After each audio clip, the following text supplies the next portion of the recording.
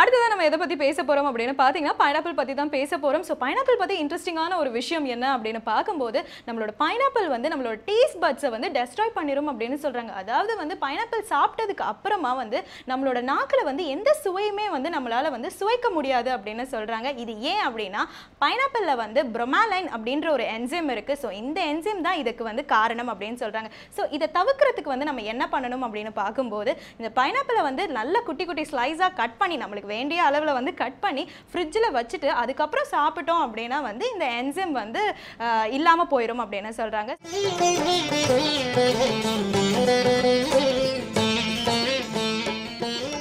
வேந்தர் டிவி நேயர்களுக்கு அன்பு வணக்கங்கள். கண்ணதாசன் பாடல்களில் கடவுள் தத்துவங்கள் எனும் தலைப்பில் கண்ணதாசனுடைய அனுபவமயமான அந்த வாக்குகளை நாம் அனுபவித்து கொண்டு வருகின்றோம். அந்த வரிசையில் இன்று நாம் அனுபவிக்கக்கூடியது ஆட்டுவித்தால் யாரொருவர் ஆடாதாரே கண்ணா எனும் பாடல்.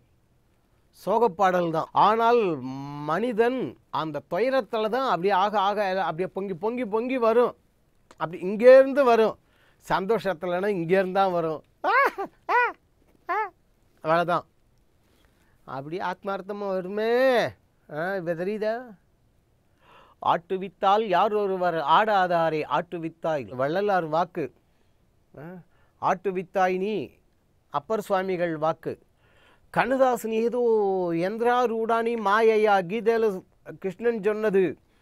இந்த உடம்பு என்று சொல்லக்கூடிய அந்த எந்திரத்தில் உயிர் ஆன்மா என்று சொல்லக்கூடியதை ஏற்றி வைத்து அவன் செலுத்தி கொண்டிருக்கிறான், ஆட்டி கொண்டிருக்கிறான். என்ன ஆனவன்டான் நமக்கு?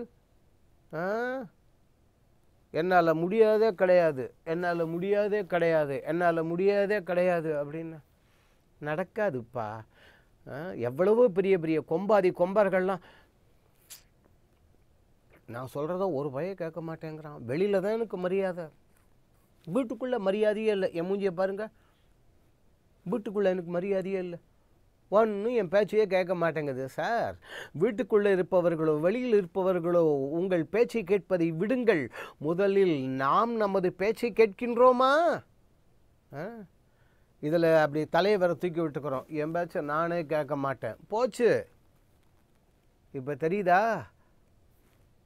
அவன் ஆட்டு விற்கிறான். ஆட்டு வித்தால் யாரொருவர் ஆடாதாரே கண்ணா. முதல் வரியை கூட ரைட்டு, ரெண்டாவது வரி இருக்குது பாருங்க, அந்த ஒரு வரிக்கு மட்டுமே 1 மணி நேரம். ஆசை என்னும் தொட்டிலே ஆடாதாரே கண்ணா. அந்த ஆசைங்கிறத தொட்டில் வச்சாரு பாருங்கோ, அதுதான் கண்ணதாசன். முதல்ல ஆசைங்கிறது சொல்லி தொட்டிலும் சொல்லியிருக்காரு பாருங்கோ. கடுமையான சொற்கள், கடினமான சொற்கள், அவ்வளவு ஆழம், அவ்வளவு ஆழம். சென்னஞ்சிறு குழந்தையிலேருந்தே அந்த தொட்டிலில் குழந்தைய போட்டதுலேருந்தே ஆட்டும்போது இந்த குழந்தைக்கு அது வாங்கித்தரேன், இது வாங்கித்தரேன். குழந்தை மெல்லமாக வளருது. இப்போ தான் மெல்ல, இன்னும் பல்லு வளரலை. ஆப்பையம் ஆப்பையம் வாழைப்பழம் வேணுமா? ஏன்னா பல்லு முளைக்கலை. பல்லு முளைச்சோடனே வாழைப்பழத்தை விட்டுட்டு பல்லு விளைஞ்சிருத்த கல்கண்டு கடிக்கணும். ஆசை அந்த பக்கம் போயிடுச்சு. அதுக்கப்புறம் இந்த பிள்ளை இன்னும் கொஞ்சம் வளர்ந்தது, வாலிப வயசு. சரி விடுங்க, நீங்களே சொல்லிக்கங்க. ஒன்று மாற்றி ஒன்று மாற்றி ஒன்று மாற்றி ஆசை போய்கொண்டே இருக்கின்றது. எங்கே அதன் முடிவு? இப்போ தெரியுதா? ஆசை அரைமீன்கள், ஆசை அரைமீன்கள் ஈசனோடு ஆயினும் ஆசை அரைமீன்கள் ஆசை பட பட ஆய் வரும் துன்பம் ஆசை விட விட ஆனந்த மாமே. திருமலர் திருமந்திர தகவல்னா அது அழகாக ஒரு சினிமா பாட்டில் ஆசை என்னும் தொட்டிலே ஆடாதாரே கண்ணா அப்படின்னார். அந்த ஆசைங்கிறது குழந்தை பருவத்திலேருந்து ஆட்டி படைக்கிறது. தொட்டில்னு ஏன் சொல்லணும்? ஞாபகம் வச்சுக்கோங்க. ஏதோ ஆட்டி வித்தால் அதுக்கு இல்லை. இந்த தொட்டில் இருக்கே, அது ஆடும் பொழுது தொட்டில் முன்னாலும் ஆடும், பின்னாடும் ஆடும். அதுபோல் நம்முடைய ஆசை நம்மை முன்னேற்றவும் செய்யும், பின்னேற்றவும் செய்யும். நினைவில் வைத்துக் கொள்ளுங்கள். இதை விட இன்னும் ஆழமானது. தொட்டிலில் யார் படுப்பாங்க? நானும் நீங்களுமா? இல்லை இல்லை, பாருங்க, ஆமான்ட்டீங்க. தொட்டிலில் நாம் படுக்க மாட்டோம், குழந்தைகள் தானே படுக்கும். அதுபோல ஆசையினும் தொட்டிலே ஆடாதாரே கண்ணா கண்ணா, நாங்களெல்லாம் குழந்தைகள் அப்பா. ஆசை என்று சொல்லக்கூடிய அந்த தொட்டில் குழந்தைகள் ஆடுவதைப் போல ஆடிக்கொண்டிருக்கிறோம் என்று சொன்ன கண்ணதாசன், நீ நடத்தும் நாடகத்தில் நானும் உண்டு, என் நிழலின் கூட அனுபவத்தில் சோகம் உண்டு. அதை கூட விட்டுடுங்க. பகைவர்களை நானும் வெல்வேன் அறிவினாலே, ஆனால் நண்பரிடம் தோற்றுவிட்டேன் பாசத்தாலே. பகைவர்களை பன்மேல போட்டிருக்கார், அதாவது ப்ளூரல்ல. பகைவர்களை நானும் வெல்வேன் அறிவினாலே, ஆனால் நண்பரிடம் தோற்றுவிட்டேன் பாசத்தாலே. போருமே பகைவர்கள் பன்மை, ப்ளூரல்ல ஏற்கனவே சொன்னோமே. ஏராளமான பகைவர்களை நானும் வெல்வேன் அறிவினாலே. அறிவு அற்றம் காக்கும் கருவி, வள்ளுவர் சொல்லி வச்சிருக்காரு. அறிவுடையார் சொல்லிட்டீங்களே, எல்லாம் உடையார்.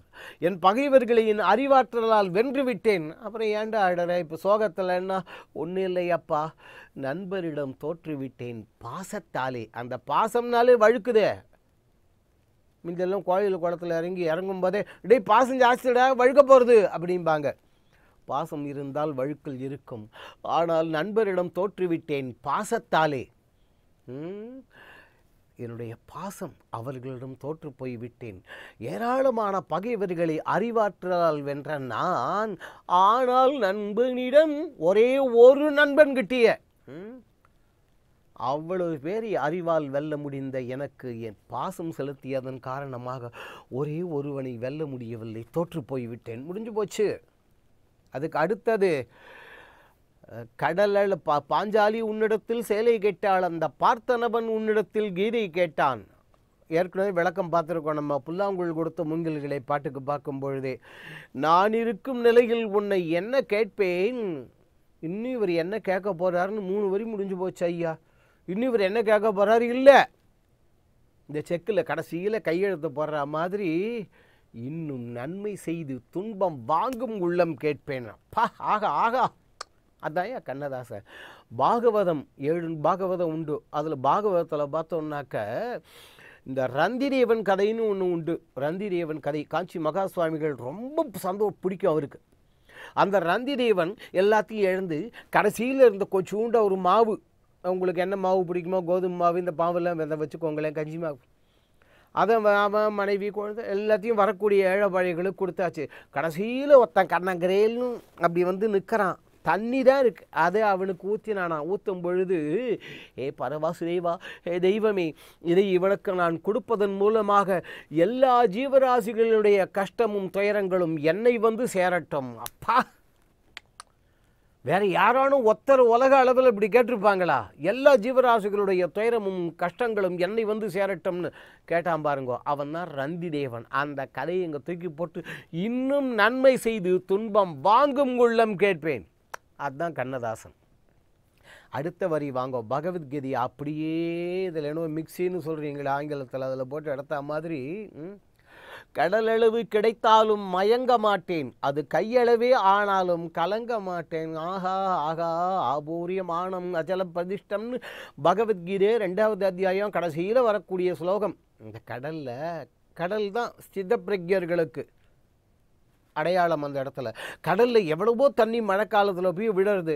கடல் என்றாவது அன்புள்ள கரையோர வாசிகளே, ஒரு 10 கிலோமீட்டர் நான் வெளியில் வர போகிறேன், கடல் மழை பெஞ்சு ரொம்பி போச்சு.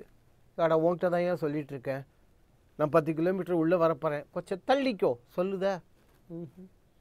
வெயில் காலத்தில் எவ்வளவோ தண்ணி ஆவியாக போகுது. 30 கிலோமீட்டர் உள்ளே போகிறேன், உள்ளே கட்டடம் கட்டிக்க சொல்லுதா? இல்லையே. எவ்வளவோ வந்தாலும் கொதிப்பதில்லை, போனாலும் துடிப்பதில்லை, துள்ளுவதும் இல்லை துடிப்பதும் இல்லை. வருவதை நினைத்து துள்ளுவதும் இல்லை, போனதை நினைத்து துடிப்பதும் இல்லை. அதை சொன்னார். கடலளவு கிடைத்தாலும் மயங்க மாட்டேன், அது கையளவே ஆனாலும் கலங்க மாட்டேன். கையளவே ஆனாலும்னா வேற ஒன்றும் இல்லை, அடுத்த வேலைக்கு இல்லை, அந்த வேலைக்கு சோத்துக்கு இல்லைன்னு அர்த்தம். இவ்வளோதான் இருக்குது. அந்த வேலைக்கு சோத்துக்கு இல்லைன்னா கூட கலங்க மாட்டேன். ஏன்னு கேட்குறியா கண்ணா? உள்ளத்திலே உள்ளதுதான் உலகம் கண்ணா. ஆகா ஆகா மனையேவ மனுஷியானம் காரணம் பந்தமோட்ச யோகோ. தேவி பாகவத்தில் வியாசாச்சாரியால் சொல்லியிருக்காரே, மனது பேதமல்லால் வஸ்து பேதம் இல்லை. அனந்த பாரதிகள் பாட்டு. உள்ளத்திலே உள்ளதுதான் உலகம் கண்ணா, இதை உணர்ந்து கொண்டேன் துன்பமெல்லாம் விலகும் கண்ணா. இதை உணர்ந்து விட்டேன் துன்பமெல்லாம் விலகும் கண்ணன்னா தப்பு. நம்ம எழுதிருந்து அப்படி தான் எழுதியிருப்போம். கண்ணதாசன் சொல்கிறார் உணர்ந்து கொண்டேன்கிறார். உணர்ந்து விட்டேன் வேற, உணர்ந்து கொண்டேன் வேற. உள்ளத்திலே உள்ளதுதான் உலகம் கண்ணா, மனத்துக்கண் மாசிலன் ஆதல் அனைத்தரன் ஆகுல நீர பிற வள்ளுவர் சொல்லி வச்சிருக்காரே. அதை உணர்ந்து விட்டேன்னாக்க அறிந்தேன், ஆனால் கடைப்பிடிக்கவில்லை. உணர்ந்து விட்டேன், தூக்கி போட்டேன்னு அர்த்தம். அதை உணர்ந்து கொண்டேன்னாக்க புரிஞ்சுக்கிட்டேன், எடுத்துக்கொண்டேன், உணர்ந்து கொண்டேன், என் வாழ்க்கையில் கடைப்பிடித்தேன் என்பது பொருள். உணர்ந்து கொண்டேன் துன்பம் எல்லாம் விலகும் கண்ணா. அதுக்கப்புறம் துன்பமாவது ஒன்றாவது. இதே கண்ணதாசன் தானே, கவலைகள் கிடக்கட்டும் அறிந்து வீடு, காரியம் நடக்கட்டும் துணிந்து வீடு. எவ்வளவு பாட்டு, எவ்வளவு பாட்டு. கண்ணதாசனுடைய பாடல்கள் அழிக்க முடியாதவை. அவருடைய அந்த பாடலிலிருந்து ஆட்டுவித்தால் யார் ஒருவர் என்ற பாடலுக்கான விளக்கத்தை வள்ளலார் சுவாமிகளுடைய வாக்கு, அப்பர் சுவாமிகளுடைய வாக்கு, அதை முதலடியாக மூலமாக கொண்டு தொடங்கி ஆசைங்கிறத தொட்டிலாக உருவகப்படுத்தி, இந்த ஆசை என்பது முன்னேற்றமும் செய்யும் பின்னேற்றமும் செய்யும் என்பதை சொல்லி, நாங்கள் எல்லாம் தொட்டில் குழந்தைகள் போல, அப்பா எங்களை நீ கட்டி காப்பாற்ற வேண்டாமா? அண்டா நீ பாட்டில் தெரியாமல் சொன்னா நான் எப்படி? இல்லையப்பா, பாஞ்சாலி உன்னிடத்தில் சிலை கேட்டாள், பார்த்தனவன் உன்னிடத்தில் கீதை கேட்டான், நான் என்னடா கேட்க போகிறேன் கிருஷ்ணா, இன்னும் நன்மை செய்து துன்பம் வாங்கும் உள்ளம் கேட்பேன் என்று ரந்திதேவன் கதையை சொல்லி, அடுத்தது கடலளவு கிடைத்தாலும் மயங்க மாட்டேன், அது கையளவே ஆனாலும் கலங்க மாட்டேன், உள்ளத்திலே உள்ளதுதான் உலகம் கண்ணா, உணர்ந்து கொண்டேன் துன்பமெல்லாம் விலகும் கண்மா என்று சொன்னதைப் போல அந்த வாக்குகளை உணர்வோம், கொள்வோம். அவ்வாறு கொண்டோம் என்றால் பாடலின் தொடக்கத்தில் பகைவர்களை நானும் வெல்வேன், அறிவினாலே நண்பனிடம் தோற்றுவிட்டேன் பாசத்தாலே என்று சொல்லக்கூடிய அந்த துயரம் நம்மை தீண்டாது. அந்த வாக்குகள் வாழ்க்கையில் நமக்கு என்றென்றும் உதவி செய்யட்டும். கண்ணதாசன் துதித்த அந்த கண்ணன் நமக்கும் அருள் செய்து நம்மையும் நம் குடும்பங்களையும் கட்டி காப்பாற்றட்டும்.